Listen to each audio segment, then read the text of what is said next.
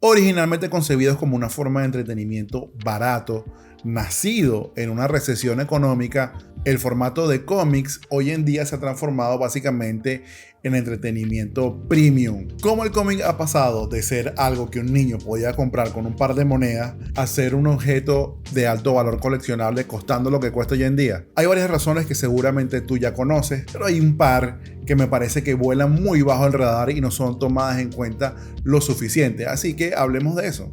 De cómics se habla así. Hola, ¿qué tal? Esto es de Cómics se habla así. Mi nombre es Adrián. Y la verdad es que si tienes más de 30, 40 años, seguramente recuerdas esa época donde ibas al kiosco, te comprabas una galleta, un chocolate y también te podrías comprar un cómic. Hoy en día con 2 trabajos, si compro un cómic al mes es casi un milagro. ¿Qué ha hecho que vivamos esta situación? Una de las razones más comentadas en muchas fuentes y que solamente quiero repasar muy brevemente es el tema del papel. Históricamente el papel se hace cada día más caro, digamos, no hay mucho que hacer allí, pero quiero matizar algo muy importante y es que anteriormente, estamos hablando antes de los 90, el cómic, bien sea el americano o el que se produce localmente en tu país, se imprimía en un papel muy barato, casi llegando a la misma calidad de un papel periódico poroso, y si le caía agua te puedes olvidar de ese cómic de manera instantánea. Específicamente cambió cuando entró Image Comics en la escena para realmente tomar ventaja de esta nueva tecnología a la hora de poner color a las páginas de cómics.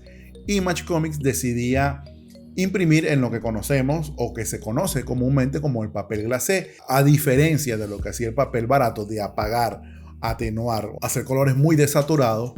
Los de Image Comics con el papel glacé saturaban más, era mucho más brillante, llamaba mucho más la atención. Era Imagen Comics. Esos cómics de Image ya eran un poquito más caros que los que producían Marvel y DC en aquella época, y digamos que el mercado coleccionista se acostumbró a ello. Eran cómics más bonitos, más llamativos, más coleccionables, y bueno, pasó lo que pasó, el mercado implosionó, esa es otra historia, pero digamos que ahí encontramos los orígenes de donde viene subiendo el precio del cómic.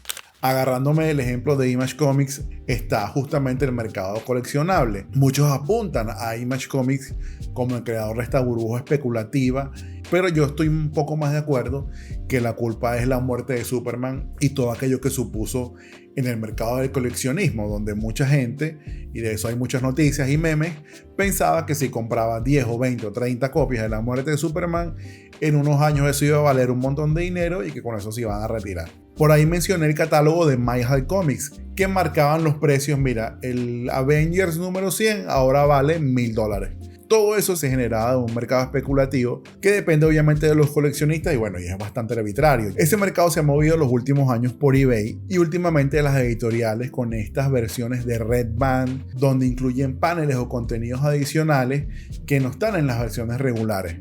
Y evidentemente, ¿qué pasa? Como ya sucedió antes, con las portadas alternativas que tenían que si oro, eran plateadas y tenían un relieve y aquello, ahora las versiones Red Band también están muy cotizadas. Y si realmente ese cómic es un buen cómic y tiene buena recepción y tiene una escena muy extraña, los coleccionistas van a ir a por ella y las van a montar en eBay a precios exorbitantes. Siguiendo con eso, y una de las que no se habla mucho es el tema de las distribuidoras. ¿Quién distribuye los cómics? En el caso americano había un montón de distribuidoras. Había distribuidoras que se dedicaban más al cómic indie, que se repartían en el país, como es tan grande, se repartían en regiones y tal. Todo eso obviamente se fue al carajo con la implosión del mercado especulativo. Y actualmente hoy queda solamente Diamond Comics y creo que queda una otra nueva por allí. Pero básicamente tenemos un monopolio de distribuidoras. Y cuando tienes un monopolio puedes hacer lo que te dé la gana con los precios. Las grandes editoriales le dan una comisión de los cómics que venden a estas distribuidoras, pero obviamente ese costo se traslada al consumidor final. Avanzando, y creo que este es el tercer punto, el cómic anteriormente era un trabajo muy mal pagado, era un trabajo casi de obrero. Por eso tenías a Jack Kirby que hacía 40, 50, 60 páginas o más en un mismo mes, y él era una superestrella del cómic. ¿Qué le depararía a un artista más o menos desconocido? Eso hoy ha cambiado mucho, de nuevo exacerbado por Image Comics, y por ahí está Rob Liefeld contando que ganó un montón de millones con el primer Youngblood. Eso era impensable, incluso con superestrellas de su momento, como puede ser Neil Adams, que eran artistas muy bien pagados, pero no habían llegado a ese estrellato de nivel de rock, que terminaron saliendo en comerciales, que dirigieron videoclips, podía darse el lujo de pagar $3 millones por una pelota de béisbol, se volvieron superestrellas. Y de la mano de eso, un cómic de Spawn no va a valer $1. Y un paréntesis aquí, alguno dirá que incluso hoy en día los artistas de cómic no están bien pagados. Pero bueno, sacando la cuenta de lo que era antes y lo que es hoy. Y el punto que yo considero realmente crítico de por qué un cómic hoy en día es tan costoso y que creo que la gente no lo habla mucho es que ya no hay anunciantes en los cómics. Anteriormente videojuegos, zapatos, cereales, dulces, cualquier cosa que fuese más o menos dirigida a un público juvenil tenía un anuncio en los cómics. A veces el mismo anuncio tenía formato de cómics.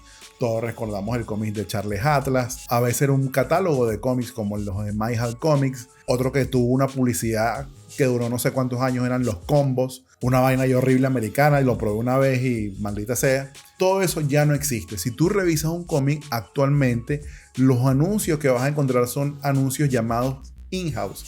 Si anteriormente tenía un anunciante que me mandaba todos los elementos ya listos para yo solamente ponerlo en mi cómic, imprimir y ganarme un dinero por aquello, actualmente lo que ocurre es que la misma editorial saca de sus otras iniciativas para meterla en el cómic. Es decir, en mi cómic de Spider-Man meto anuncios de Disney Plus, meto la película nueva de Marvel Studios, y hay un jueguito por allí también, si hay un cereal, un juguete, que sean de mi marca, los pongo ya en mis cómics y todo lo produzco yo mismo. Es decir, tengo que pagar a gente que haga los anuncios para mí.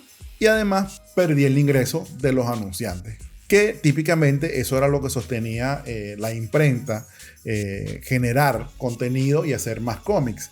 Y mientras más prestigioso el cómic, mientras más vendía el cómic, pues más podías cobrar por el anuncio. Pero otro dato no menor de los anuncios in-house es que antiguamente se hacían para promover otro cómic de la editorial y garantizar que ese cómic también fuese exitoso, lo que además iba a garantizar de que los espacios publicitarios de ese otro cómic valieran mucho más. Entonces, si yo tengo Spider-Man número 1 con Tom McFarlane, que vendió una grosería de copias, lo lógico es que yo meta, no sé, Ghost Rider como anuncio in-house para darle un poquito más de vida a ese cómic y a su vez revalorizar los espacios publicitarios. Esa era una de las vías que tenían anteriormente las editoriales para generar más ingresos con publicidad. Digamos, esa entrada por anuncios hoy básicamente es inexistente. Habrá alguno que otro, pero no es el principal ingreso del cómic. Hay unas teorías por allí que dicen que el cómic no es económicamente viable hoy en día. Hace poco hubo un rumor, yo no sé si ustedes recuerdan, que DC Comics, la división estaba a la venta y parece que Robert Kirkman estaba interesado. De eso ya hace unos años. Y si no es económicamente viable, ¿para qué se sigue haciendo?